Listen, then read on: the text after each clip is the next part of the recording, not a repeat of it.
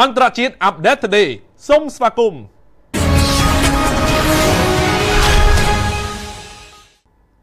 រុស្ស៊ីនិងអ៊ុយក្រែនប្រើមីស៊ីលនិងយន្តហោះដ្រូនវាយប្រហារទៅវិញទៅមកបណ្ដាលឲ្យស្លាប់មនុស្ស22នាក់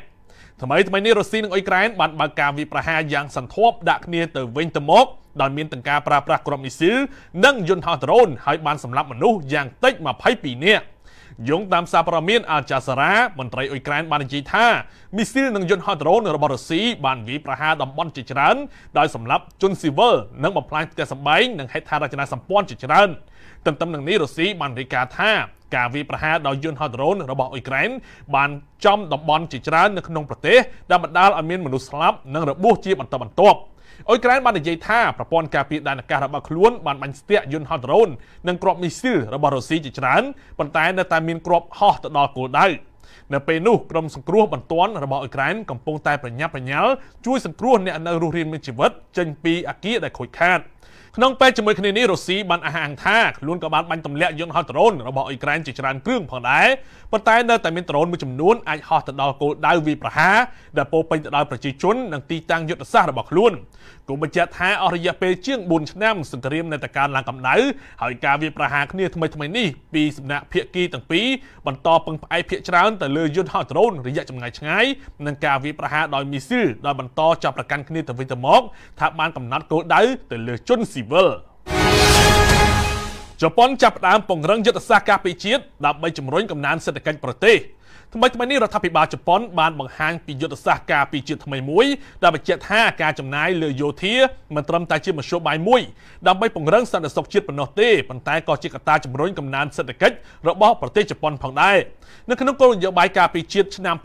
2026រដ្ឋាភិបាលជប៉ុនបានអះអាងថាការវិនិយោគកាន់តែច្រើនឡើងនៅក្នុងឧស្សាហកម្មការពារជាតិនិងបង្កើតការងារលើកទឹកចិត្តដល់ការច្នៃប្រឌិតផ្នែកបច្ចេកវិទ្យាគាំទ្រដល់ក្រុមហ៊ុនអាជីវកម្មថ្មីនិងជួយជំរុញការប្រកួតប្រជែងរយៈពេលវែងរបស់ប្រទេស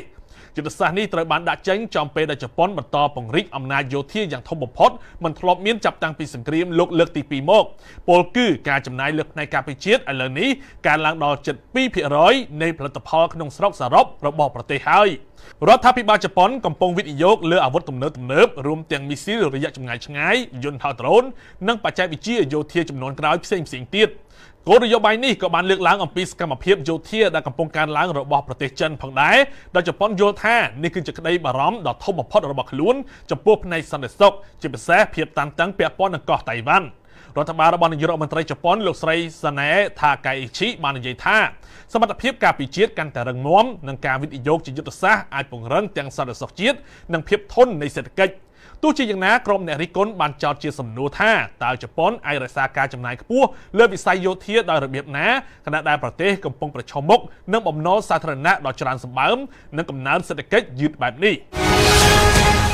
សហរដ្ឋអាមេរិកចុះកិច្ចព្រមព្រៀងទំហំ$3,000 លានដើម្បីផ្ដោតលើការផលិតគ្រឿងបន្លាស់នៃប្រព័ន្ធការពារដែនអាកាស